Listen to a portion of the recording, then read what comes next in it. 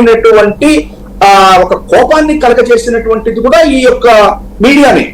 మొన్న ఫిబ్రవరి 2వ తారీఖు వచ్చిన బడ్జెట్ లో కూడా మనకేమి ఇవ్వలేదు అని ఈనాడు పెద్ద బ్యానర్ రైటింగ్ పెట్టి ఆమె నిర్మలా సీతారామన్ గారిని విమర్శించారు.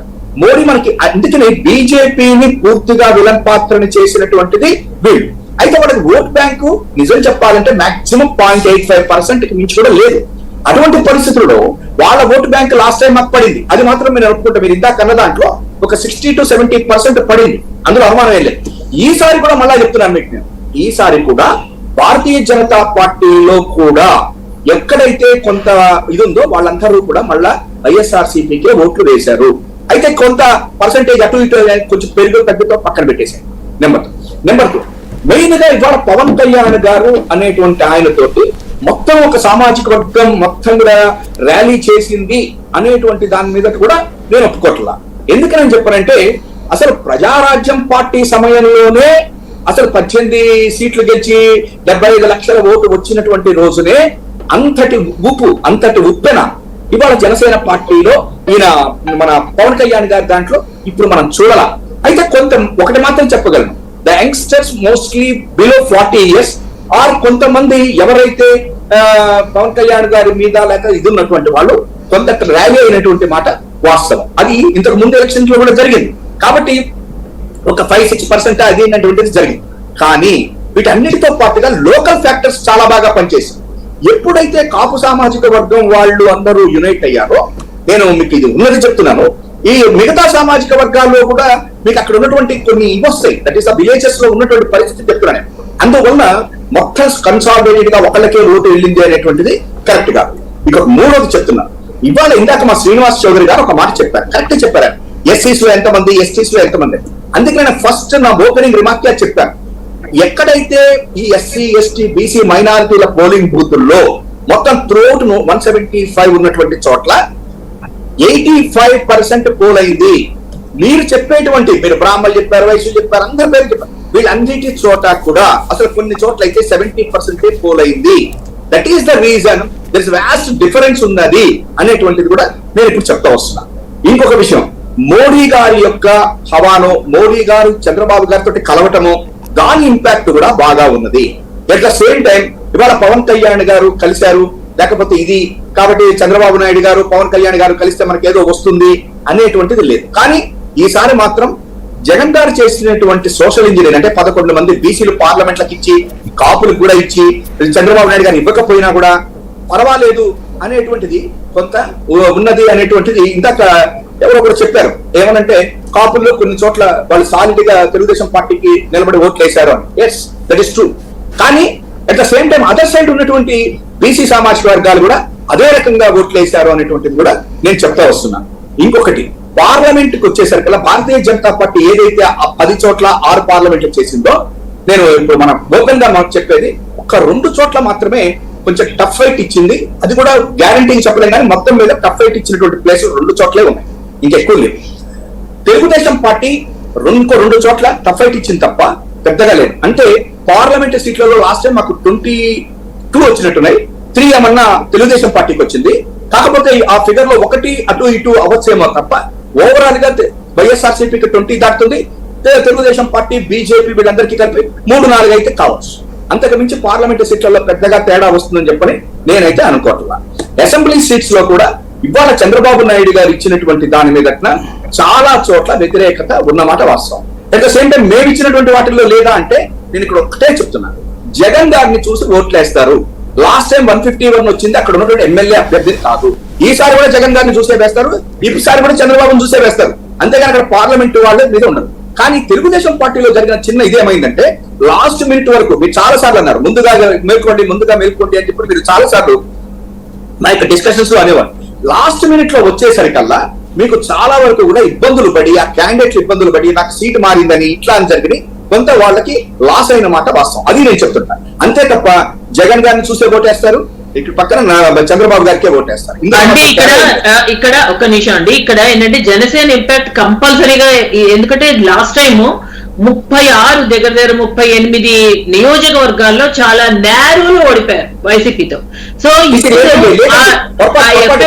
ఆ ఎఫెక్ట్ చాలా బాగా, చాలా క్రిస్టల్ క్లియర్ గా పూర్తి స్థాయిలో ఇప్పుడు ఉత్తరాంధ్రలో 5 నియోజకవర్గాలు, ఉభయ గోదావరి జిల్లాలో 16, కృష్ణా గుంటూరులో 13, ప్రకాశం నెల్లూరులో 1, రాయలసీమలో 3, చాలా నేరోగా. సో ఆ ఇంపాక్ట్ ఈసారి 100% ఇవన్నీ కూడా క్లియర్ గా కూటమి అయినందువల్ల ఇప్పుడు వ్యతిరేక ఓటు చీలలేదు, ఖచ్చితంగా కన్సాలిడేట్ అవుతుంది. వేవ్ అన్ని మరి మీరు ఎలా చెప్తున్నారు? అసలు వేవే లేదండి. మేము అనుకోవడం 30 సీట్లలో మార్జిన్ అంటున్నారు, తప్పదు. అసలు అక్కడ 3rd ప్లేస్ డిపాజిట్లు పోయినాయి. మీరు ఏంటంటున్నారు? దయచేసి ఒకసారి వెరిఫై చేయండి. 30 సీట్లలో మాకు నేరోలో ఓడిపోలేదు, వాళ్ళు నేరోలో ఓడిపోలేదు మేడం. 30 సీట్లలో అసలు డిపాజిట్లు కూడా రాలేదు. దయచేసి మీరు కొంచెం రాంగ్. లేదండి, లేదు. మీరు లాస్ట్ టైం విడిగా పోటీ చేసినందువల్ల చాలా మంచి రిజల్ట్ చూపించారు. కాబట్టి ఈసారి గోదావరి జిల్లాలోనూ కొన్ని చోట్ల 30,000, 20 నుంచి 40,000 ఓట్లు సాధించారు వాళ్ళు. డిపాజిట్ 20 నుంచి 40,000 ఓట్లు దాదాపు 20 నియోజకవర్గాలను సాధించినట్టున్నారు వాళ్ళు. సార్ 20% ఓటింగ్ షేరింగ్ వచ్చింది సార్ కొన్ని నియోజకవర్గాల్లో. ఒక్క 4-5 నియోజకవర్గాల్లో 27% వచ్చింది సార్. ఈవెన్ రూరల్ సైడ్ కూడా చాలా వాటిల్లో టఫ్ ఫైట్ ఉన్నవి. ఉత్తరాంధ్ర వీటిల్లో రూరల్ లో కూడా టఫ్ ఫైట్ అయిందండి. అందువల్ల ఈసారి పూర్తిగా రూరల్ కంప్లీట్ గా వైసీపీ కేసేస్తారు అని కూడా కొన్ని నియోజకవర్గాల్లో మనం చెప్పలేకపోతున్నాం. లాస్ట్ టైం బోత్ అటువంటి టీడీపీకి వైసీపీకి కూడా చాలా నేరోగా రూరల్ లో కూడా టఫ్ ఫైట్ జరిగిన నియోజకవర్గాలు ఉన్నాయి. సో అందుకని ఈసారి అవన్నీ కూడా మనం క్యాల్కులేషన్ తీసుకుంటే మీరు అడిగారు కాబట్టి చెప్తున్నానండి. 92 నియోజకవర్గాల్లో last time YCP 60% vote bank తోటి గెలిచింది, ఓట్ పర్సెంటేజ్ తో గెలిచింది. 92 సీట్స్ లో 60% ఓట్ పర్సెంటేజ్ తోటి గెలిచింది. టోటల్ పర్సెంట్ చెప్తున్నారు, మార్జిన్ ఆఫ్ డిఫరెన్స్ ఎంత గెలిచారు? 60% ఓట్లు వచ్చినాయి. 50,000, 60,000 ఓట్ల మెజారిటీ తోటి గెలిచిన స్థానాలు అవన్నీ. రైట్. ఇక అది రాష్ట్రానికి సంబంధించి పక్కన పెడితే సరే, ఎవరి లెక్కలు వాళ్ళకున్నాయి. ఫైనల్ గా ఒక్క మాట, అందరి అభిప్రాయం సూటిగా చెప్పండి. అన్ని సర్వేలు కూడా ఏ ఒక్కళ్ళు కూడా యాంటీ బీజేపీ కానీ యాంటీ ఎన్డీఏ కానీ అధికారంలోకి వస్తుందని లేదా సమీపంలోకి వస్తుందని ఒక్క జాతీయ సర్వే కూడా మెన్షన్ చేయలేదు. దీన్ని ఎలా చూస్తున్నారు సుందరం శర్మ గారు? సార్ ఒకటి ఫ్యాక్ట్ ఏంటంటే ఈసారి నరేంద్ర మోడీ గారికి తగ్గుతున్నాయి సీట్లు, అందులో కొంత అనుమానం ఏం లేదు. అదేదో రాహుల్ గాంధీ మూలకంగానో కాంగ్రెస్ పార్టీ మూలకంగానో ఆ ఇండియా కూటమి వల్ల తగ్గట్లేదు. ప్రజల్లో వచ్చినటువంటి యాజ్ ఇట్ ఈస్ గా వాళ్ళకు వచ్చినటువంటి దాంతో తగ్గి అక్కడ ఉన్నటువంటి రీజనల్ పార్టీస్ గా ఓట్లేదు. నెంబర్ 1. నెంబర్ 2, మీరన్నట్టుగా నేను మొదటి నుంచి చెప్పా, మీ దాంట్లో కూడా చెప్పా, సెంట్రల్ లో మోడీ గారు వస్తారు, ఈ రాష్ట్రంలో జగన్ గెలుస్తారు. ఇంక ఇందులో తేడా ఏంటి? రైట్. చౌదరి గారు. సార్ మాకున్న సమాచారం ఏంటంటే రాష్ట్రంలో దేశంలో రెండిట్లోనూ అభివృద్ధి సర్కారే వస్తుంది. జగన్మోహన్ రెడ్డి గారి ప్రభుత్వం చంద్రబాబు పేరు చెప్పన్నా మరి ఆయన బాధపడుతున్నారు. మేము మా జనసేన బీజేపీ మాకు అలయన్స్ అలా చెప్పడం లేదు కదా. మా ఎన్డీఏ సర్కారే వస్తుంది ఆంధ్రప్రదేశ్ లో, దేశంలో కూడా అదే వస్తుంది. కాకపోతే బీజేపీ వారు ఇప్పుడు గతంలో కన్నా మెరుగే అవకాశం ఉంది. కాబట్టి దేశంలో నాకున్న సమాచారం, మాకున్న మాటలో సమాచారం 180 వరకు ఎన్డీఏ వెళ్తా ఉంది కూటమి ఎంపీ సీట్లు బీజేపీకి. అలాగే కాంగ్రెస్ కి 124 వరకు వస్తాయని మాకున్న సమాచారం. అదర్స్ ఒక 40. టోటల్ గా ఇండియా లెవెల్లో 400+ కావాలనుకున్నారు. అటు ఇటుగా 180, 190 వరకు వచ్చే అవకాశం ఉంది. కాబట్టి ఇండియాలో అదే వేవ్ కూడా ఆంధ్రాలో వస్తుంది. కాబట్టి ఇక్కడ కూడా డబ్ల్యూపీ సర్కారు పూర్తి స్థాయిలో అధికారంలోకి వచ్చే అవకాశం ఉంది. మాకు నమ్మకం ఉంది. మీరు అన్నట్టు మీ దేశం కోసం చాలా కీలకమైన విషయం. ఎందుకంటే ఈ ఎగ్జిట్ పోల్స్ అన్ని కూడా ఇలా ఇస్తున్నాయి. ఏంటి దీని మీద అంటే సరే ఇవన్నీ జ్యోతిష్యాలు నమ్మే వాళ్ళు, రాళ్ళు నమ్ముకున్న వాళ్ళు రాళ్ళ పని అవుతున్నట్టు జ్యోతిష్యాలు నమ్ముకున్న వాళ్ళు ఖచ్చితంగా దెబ్బతింటారు. కాబట్టి మేమైతే శాస్త్రీయంగా రేపు ఓట్లు ఏ విధంగా బూతుల్లో బయటపడతాయి దాన్ని నమ్ముకొని ప్రజలు నమ్ముకొని పార్టీ నడుపుతున్నాం. కాబట్టి ప్రజల ఆశీర్వాదం మాకుంది, ధర్మం కాపాడుతా ఉంది. కాబట్టి ఖచ్చితంగా మేము గెలుస్తామని చెప్పి గంటాపదంగా చెప్పగలం. గవర్నమెంట్ కూడా ఫామ్ అవుతుంది. ప్రజలు మార్పులు కోరుకున్నారు. కాబట్టి ఆ దిశగా ఓటింగ్ ప్యాటర్న్ మారింది. మహిళలు కానీ రూరల్ కానీ ఇప్పుడు శర్మ గారి రూరల్ అంతా మాకు సపోర్ట్ ఉందని నేను చాలా విలేజ్లు తిరిగాను.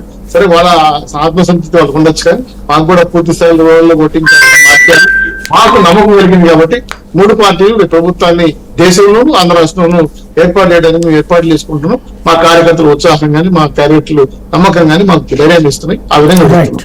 సుహాసిని ఆనంద్ గారు జాతీయ స్థాయిలో ఏమనుకుంటున్నారు? జాతీయ స్థాయిలో ప్రజలు మార్పు కోరుకోవట్లేదు. ఎందుకంటే చాలా బాగుంది, అటు సంక్షేమము బాగుంది, అభివృద్ధి కూడా దూసుకుపోతుంది. కాబట్టి ఇప్పుడు మన దేశాన్ని తలదనేలా ఏ దేశం లేదు. మన దేశం మేము అందరూ చూస్తున్నారు.